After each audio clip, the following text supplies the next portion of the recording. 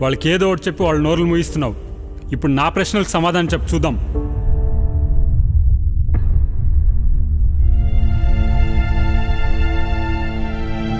Egypt నాగరికత ప్రజల ప్రధాన దైవం ఏంటి?